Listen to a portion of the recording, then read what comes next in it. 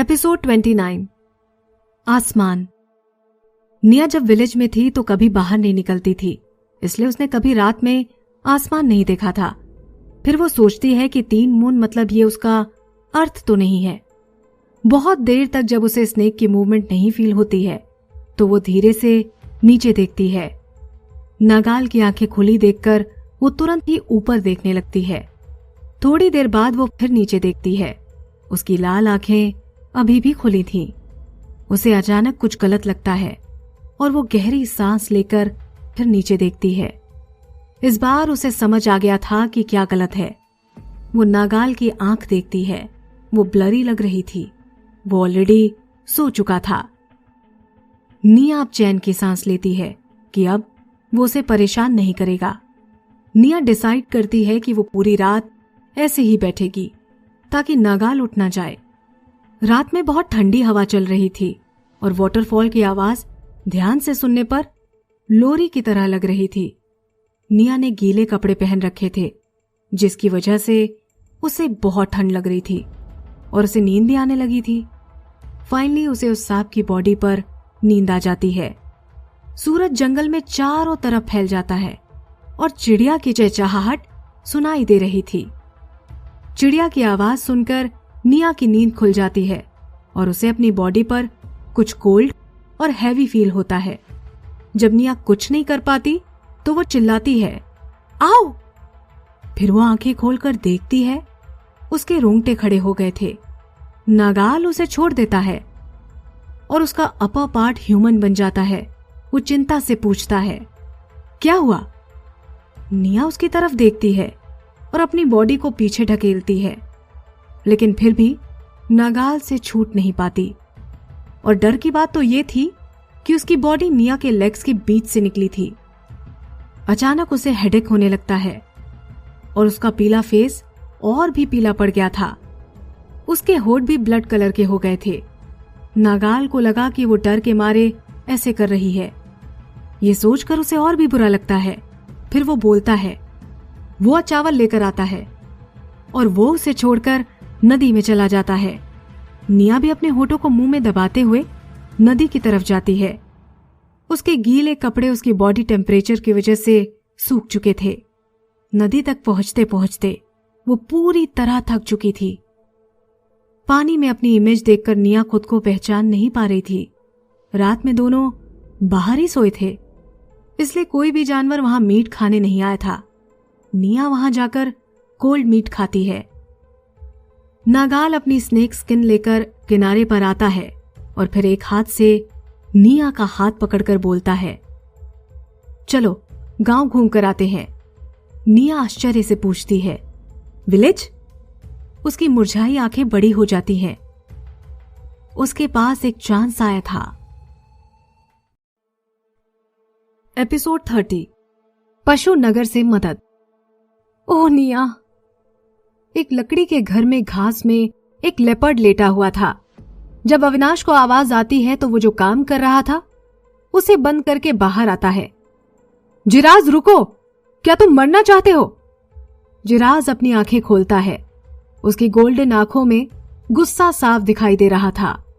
वो अविनाश पर झपटता है और उसे नीचे गिरा देता है। जिराज का ऐसा रूप देखकर अविनाश बोलता है, हटो! क्या कर रहे हो? जिराज उसकी तरफ गुस्से से देख रहा था। तभी उसे होश आता है और वो बोलता है, अविनाश? अविनाश राहत की सांस लेता है और फिर गुस्से से जिराज को पीछे ढकेल देता है। अविनाश बोलता है, बेवकूफ हो क्या?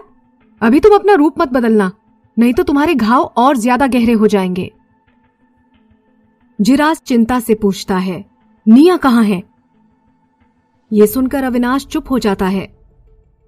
उसका दुख साफ दिखाई दे रहा था।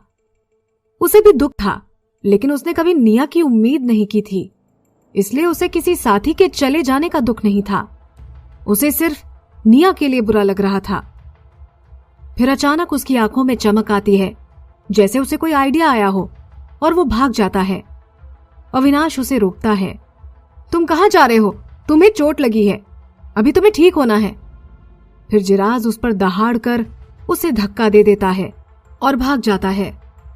उसने कहा था कि वो कभी पशुनगर नहीं लौटेगा, लेकिन उसे अभी निया को उस 4 पंजों के निशान वाले नाग मानव से छीनकर वापस लाना था। उसे एक बार चांस लेकर देखना था।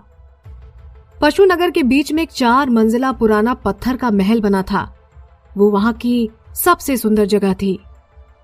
एक तेंदुआ भागता हुआ महल के अंदर जाता है। वो खून की उल्टी कर रहा था और अपने पीछे खून के धब्बे छोड़ता जा रहा था। महल के दोनों पशु मानव गार्ड एक दूसरे को देखते हैं। शायद वो उस तेंदुए को पहचानते थे। जब तक कि वो सिचुएशन को समझ पाते, वो तेंदुआ वहां से चला जाता है।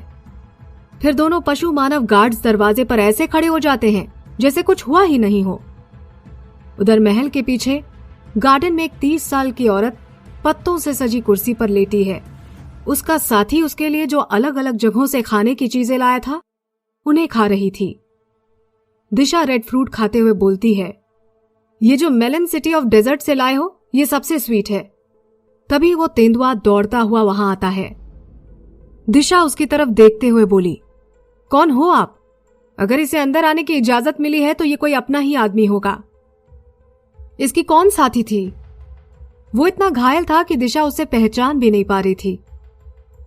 जिराज ह्यूमन में चेंज होकर दिशा के पैरों पर लेट जाता है और बोलता है, मां, तुम्हारे बेटे की साथी को छीन लिया गया है। दिशा जो फल खा रही थी, उसे जिराज के मुंह पर थूकते हुए बोलती है, जिराज, मेरे बेटे, तुम अभी तक कहां थे? तुम्हें इतना ज्यादा किसने मारा? मैंने तुम्हें मना किया था कि पशुनगर छोड़कर मत जाओ, लेकिन तुमने मेरी एक भी नहीं सुनी। दिशा दुखी होकर उसके चेहरे पर हाथ फेरती है। फिर दिशा उसकी बैंडेज ठीक करते हुए बोली, बताओ बेटा, तुम्हारी ऐसी हालत किसने की? मैं तुम्हारे पापा को बदला लेने भेजूंगी। इतने दिनों बाद मां के प्यार को पाकर जिराज थोड़ा संभलता है। जिराज अपनी मां को हक करता है और बोलता है कि मेरे दूसरे पापा नहीं, लेकिन रियल पापा को ही आना पड़ेगा, क्योंकि जिस पशु मानव ने मेरे साथी को छीना है, उसकी 4 धारी थी। इनकी फैमिली में सिर्फ जिराज के असली पापा किंग तेंदुआ के पास ही 4 एनिमल स्ट्राइप्स थी, जो उनके ताकतवर होने का सबूत थी। जितनी धारियां उतनी शक्ति, और वो पशुनगर के 4 शक्तिशाली योद्धाओं में से एक थे। ये सुनकर दिशा आश्चर्य से बोलती है, 4 एनिमल स्ट्रिप्स वाला बीस्ट? तुम्हें तुम्हारा साथी मिलना आसान नहीं है, और मैंने तो उसे अभी तक देखा भी नहीं है। हमें उसे छीन कर वापस लाना ही पड़ेगा। जिराज 2 बार हां में सर हिलाता है। दिशा दुखी होते हुए बोली, लेकिन तुम्हारे पापा अभी पशुनगर में नहीं है। लेकिन तुम चिंता मत करो, मैं किसी को अरेंज करती हूं जो तुम्हारी साथी की न्यूज लेकर आएगा। जिराज बोलता है, थैंक यू मां। इनकी फैमिली में सिर्फ जिराज के असली पापा किंग तेंदुआ के पास ही 4 एनिमल स्ट्राइप्स थी, जो उनके ताकतवर होने का सबूत थी। जितनी धारियां उतनी शक्ति, और वो पशुनगर के 4 शक्तिशाली योद्धाओं में से एक थे। Episode 31, commercial village.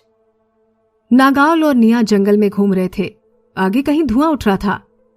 जब परेशान निया उसे देखती है तो खुश हो जाती है और बोलती है, उधर चलते हैं। एक बार वो लोग गांव पहुंच जाएं तो उसे वहां से हेल्प मिल सकती थी। उसे उम्मीद थी कि वो बहुत बड़ा गांव है और वहां बड़े पशु मानव रहते हैं। नागाल को कैसे पता नहीं चलता कि निया क्या सोच रही है, फिर भी वो बिना डरे उस तरफ बढ़ता जा रहा था। जैसे ही वो लोग जंगल को पार कर लेते हैं, उन्हें 2 स्क्वायर शेप में राइस के गोल्डन खेत दिखाई देते हैं। एक ईस्ट में था और दूसरा वेस्ट में था। दोनों 100 स्क्वायर मीटर से ज्यादा लग रहे थे। ये दिन का सबसे गर्म टाइम था, लेकिन फिर भी मेल पशु मानव, जिसके सर पर ब्लैक हॉर्न थे, वो झुककर वीड रिमूव कर रहे थे। निया एक्साइटेड होकर उनकी तरफ देखती है। शायद वो लोग उसकी मदद कर दें। जब उनको लगता है कि कोई आया है तो वो लोग एक साथ निया और नागाल को देखते हैं। निया एक उम्मीद से उन लोगों को देख रही थी। नागाल की स्नेक फॉर्म ने सभी को उनके बारे में समझा दिया था। अब अगर उनमें हिम्मत होगी तो ही वो उसे भगा सकते थे। पहले तो वो लोग ध्यान से इन दोनों को देख रहे थे, लेकिन फिर से झुककर काम पर लग गए, जैसे कुछ हुआ ही ना हो। फिर भी उनके पैर कांप रहे थे, जैसे वो किसी से डर रहे हों। निया को बहुत बुरा लगता है और वो नागाल के शोल्डर पर ऐसे झुक जाती है जैसे उसमें अब ताकत ही ना बची हो। नागाल उसे बताता है, यहां पर सभी लोग शाकाहारी हैं, इसलिए मुझसे डरते हैं। फिर वो गांव की तरफ रेंगना शुरू कर देता है।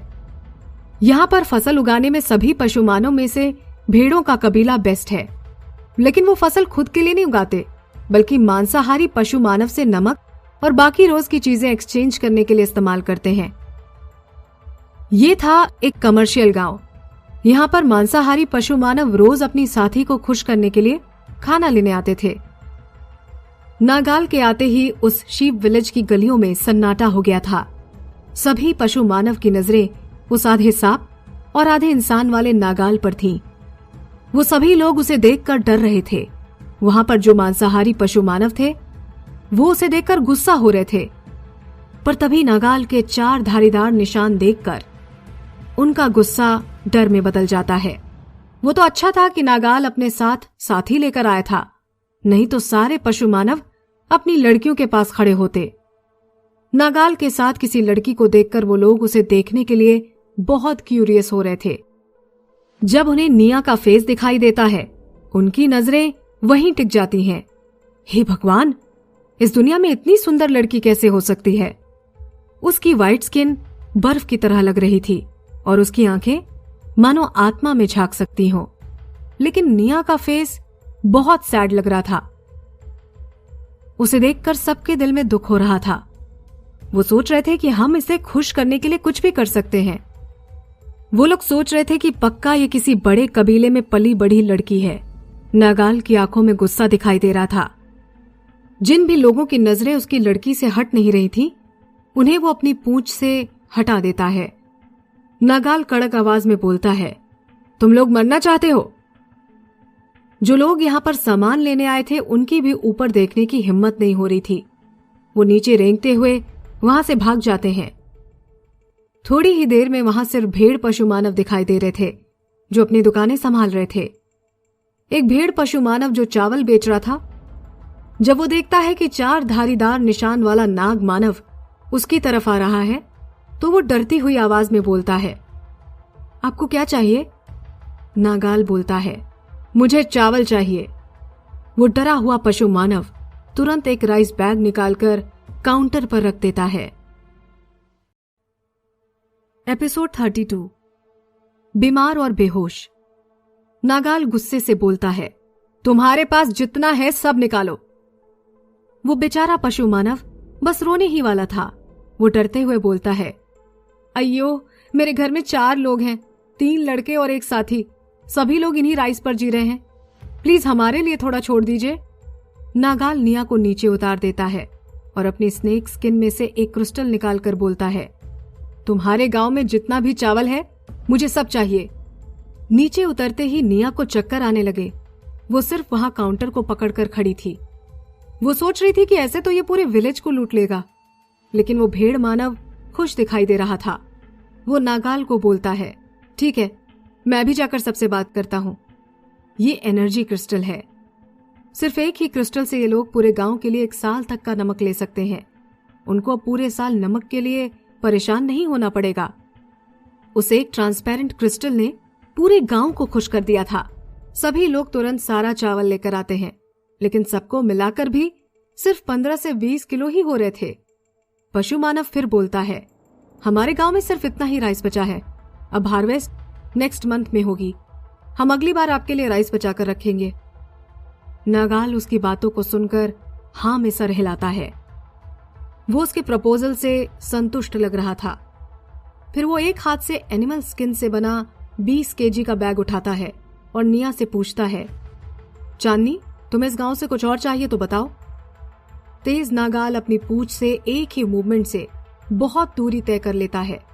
निया कमजोर हो गई थी।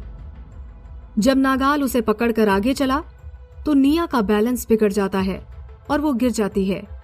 नागाल डर कर चिल्लाता है, चांदनी। निया बेहोश होने के पहले नागाल की आवाज सुन लेती है। फिर जब उसे होश आता है तो उसका सर घूम रहा होता है। फिर उसे नागाल की आवाज आती है जो लोगों से हेल्प मांग रहा था। फिर उसे किसी बुजुर्ग की आवाज आती है जो नागाल की आवाज सुनकर पूछता है, ये कौन है? उसकी आवाज थोड़ी गुस्से वाली लग रही थी। वो आगे बोलता है, तुम एक लड़की का कैसे ध्यान रखते हो? अगर इसे यहाँ लाने में थोड़ी देर हो जाती तो ये मर जाती। तुम्हें पता नहीं इसकी बॉडी कितनी ठंडी हो गई है। तुम इसके लायक नहीं हो। आज नहीं तो कल वो तुम्हारे साथ मर जाएगी। निया ने जब ये सुना तो वो हंसना चाहती थी। वो सोच रही थी कि इस दुनिया में लड़कियां कितनी डेलिकेट और प्रेशियस होती हैं। निया अपनी भारी आंखें खोलती है और नागाल का हाथ पकड़कर बोलती है, मैं ठीक हूं। डॉक्टर एक बूढ़ा एज का आदमी था और वो पतला दुबला था। उसकी आंखों में समझदारी दिख रही थी और वो नागाल से भी नहीं डर रहा था। जब उसने निया की तरफ प्यार भरी नजरों से देखकर बोला, डरो मत बेटा, मैं तुम्हारी तरफ से इसे समझा रहा था ताकि आगे से तुम्हारे साथ बुरा व्यवहार ना कर पाए। नागाल ने उस बूढ़े भेड़ मानव की बातों पर गुस्सा भी नहीं किया। वो तो निया के उठ जाने पर ही खुश था। फिर नागाल ने डॉक्टर से पूछा, चांदनी ठीक तो है ना? डॉक्टर गुस्से में दिख रहा था। वो नागाल की तरफ देखकर हां बोलता है। फिर वो आगे बोलता है, तुम किसी लड़की का ठीक से ध्यान नहीं रख सकते। ये पूरी तरह से ठंडी हो गई थी। इसका बॉडी टेम्परेचर तुम कोल्ड ब्लडेड क्रिएचर से भी ज्यादा लो हो गया था, इसीलिए ये बेहोश हो गई थी। फिर वो डॉक्टर निया को एक स्टोन बाउल लेकर आता है। ये पीली जड़ का सूप है, इसे पी लो तो तुम थोड़ा गर्म महसूस करोगी। निया को पता था कि जिंजर सूप से गर्मी आ जाती है, इसलिए वो थैंक्स बोलकर जल्दी से उसे पी जाती है। निया को इतना ओबीडियंट देखकर उस बूढ़े को उसके लिए और भी बुरा लगता है। फिर वो थोड़ा चिढ़कर बोलता है, बेटा तुमने इसे पहले क्यों नहीं बताया कि तुम्हारी तबीयत ठीक नहीं है? इन जंगली नागों को नहीं पता है कि लड़की का ध्यान कैसे रखते हैं। अगर तुम नहीं बोलोगी तो ऐसे ही दुख झेलोगी। उसे एक स्नेक पशु मानव ने छीना था, इसलिए उसे अपना ध्यान रखना पड़ेगा, नहीं तो वो ज्यादा नहीं जी पाएगी। बूढ़ा पशु मानव बहुत दुखी था, लेकिन उसे उम्मीद थी कि उसके समझाने पर निया समझ जाएगी।